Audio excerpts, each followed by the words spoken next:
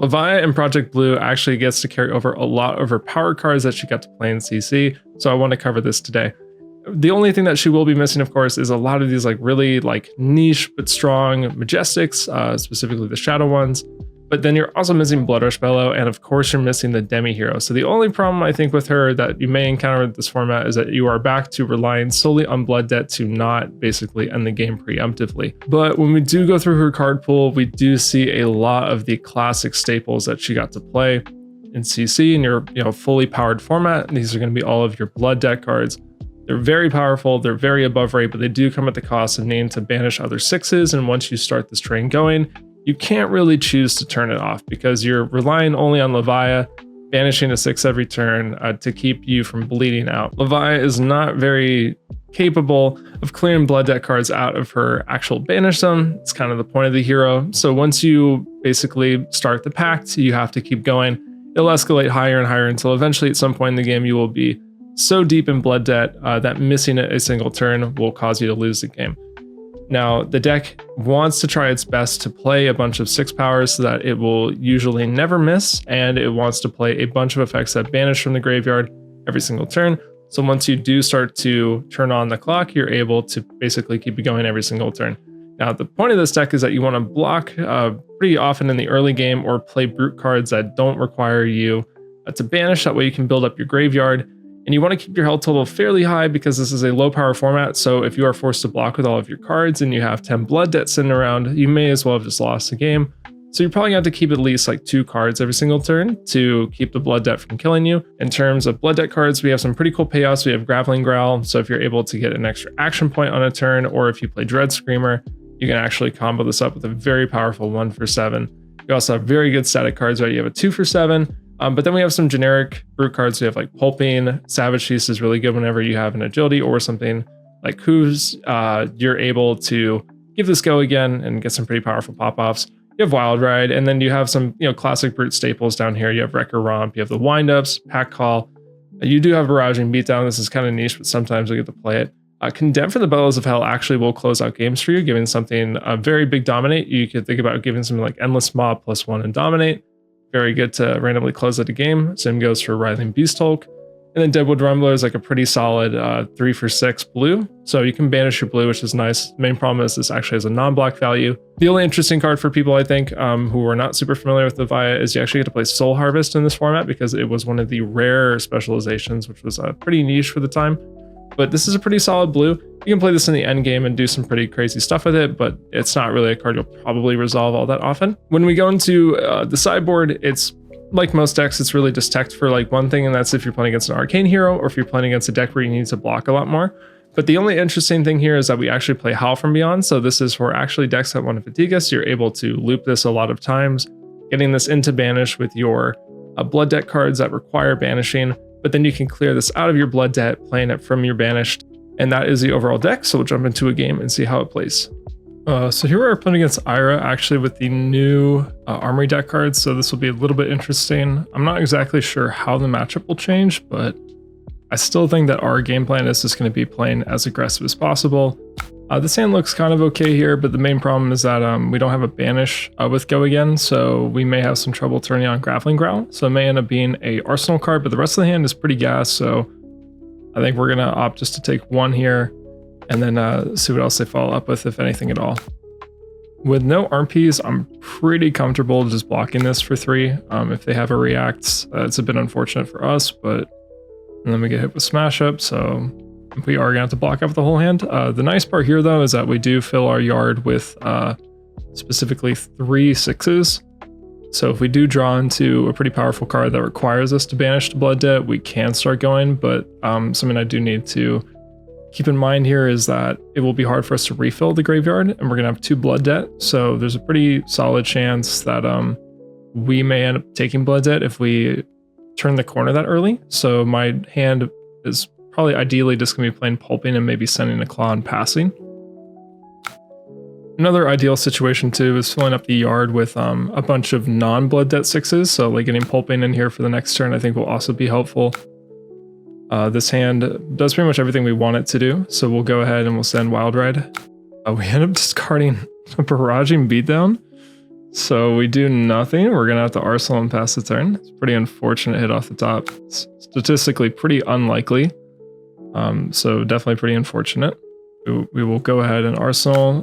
There could be an argument we could send the pulping first, because there's a higher likelihood that even if we whiff on the pulping, they'll still have to give 2 cards on it. I was worried about a D-react though, because if they block with 1 card and then use a D-react from arsenal, then we just lose our whole turn anyway. It's pretty similar.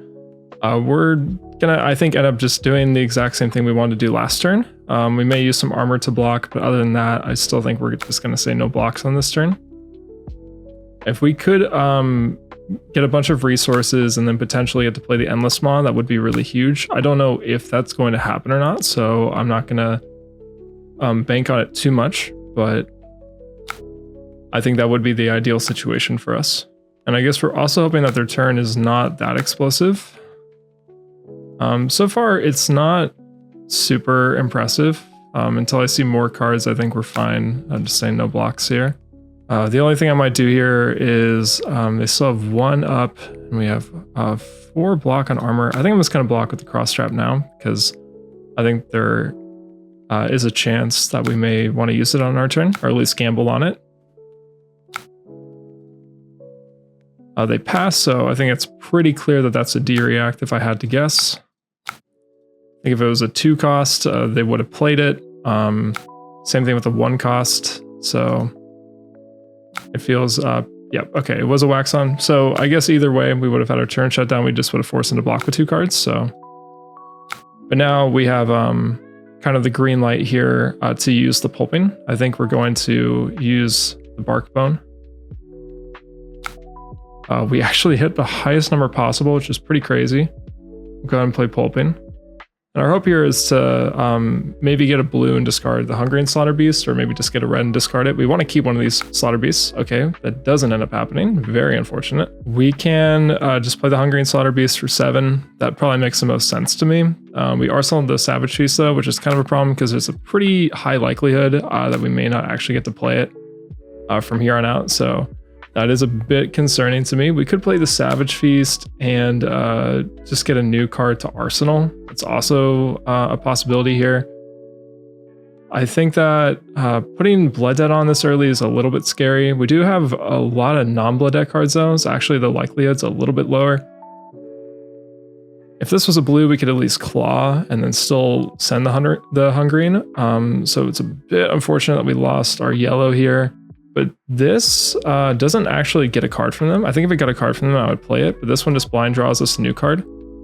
And it doesn't turn on Blood Debt. So I'm kind of inclined to taking this line. That might be risky. But turning on Blood Debt when they're going to keep 4 cards, there might be a chance we have to block out, especially if they're going to use the boots plus the arm piece here.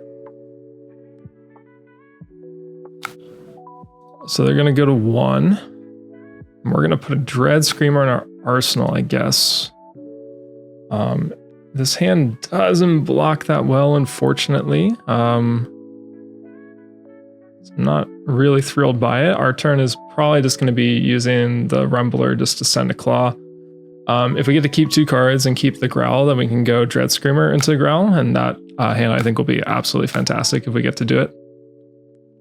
They're pitching a Snatch here. So I don't actually know how much damage their hand's going to do. So I'm kind of feeling a lot better about this. This is our ideal 2-card hand. We'll go ahead and take the Crouching Tiger. I don't see a reason not to. The 100 Winds will... I think we're also maybe willing to take here. I'm really trying to think about what I would be concerned about. Snatch as an Ender really sucks. And they did pitch 1. So I think we're going to wait to see 1 more card. This is really risky. But on the off chance it was Snatch, we need to use it on that. So now we basically get the perfect hand, unless if we whiff here. We don't whiff. We do unfortunately hit 2 Blood Debt cards though, so that's pretty bad for us, but this should rip most of the cards from our opponent. We'll get to go Dread Screamer into Growl. If this was a red, obviously it'd be fantastic, but the blue, I mean, I guess is serviceable here. If they have a 2 block, they'll have to give us their entire hand. They do, so we get a full turn. And like what we talked about, we were careful in the early game about not starting on Blood Debt too early. So part of the trouble you can run into with this deck is if your opponent blocks you out after you cash in all of your cards from Banish and from your graveyard into your Banish, they can just block you out. And then if you don't have a way to put more cards in your graveyard on your turn, you can just die to your own Blood Debt. But we were patient, so we have a bunch of cards available. We are thinking about what we want to do here. I think the easiest solution is just playing this with Dominate. And we could give an extra action point if we want, just in case. I don't think there's anything that they have that could win them the game, but just in case here, we'll break the boots. These will get a grave. We'll have an action point, and then we'll get to send 7 afterwards. So even if, for instance, they have like Reinforce the Line, which is playable in this format, and we also see Oasis here. So I'm glad that we took this line, because if they have a way to survive this, they're not going to survive the Fallout for 7 here, since we have an action point available. And this is why we were patient, slow rolling our graveyard, basically. That way we were able to have a couple different power turns at the end of the game. And that's all very important here. And you can see our damage output, pretty decent. But we're looking for that pivot turn, playing pretty patiently in the early game to build up your graveyard. To start the Blood Debt train rolling, you don't accidentally run out of steam and die to your own Blood Debt. We have the ability to play multiple future hands with Blood Debt cards from here on out, and turning off the ability so we don't die, while also being able to make sure that we're still putting pressure on our opponent. For instance, on that last hand, if we had no cards left in graveyard, we actually basically would have Descent Claw and pass to our opponent. These have like additional cost playing them, so you can accidentally run into a problem there. But if you're just being careful and utilizing cards like Wild Ride and Pulping, Savage Feast, and all that kind of stuff in the early game, and then blocking when you can, you'll make sure that you're able to keep your graveyard healthy for your eventual pivot with Blood Debt. So hopefully that gives you a bit of insight into how I would play this deck. But until next time, thank you for watching.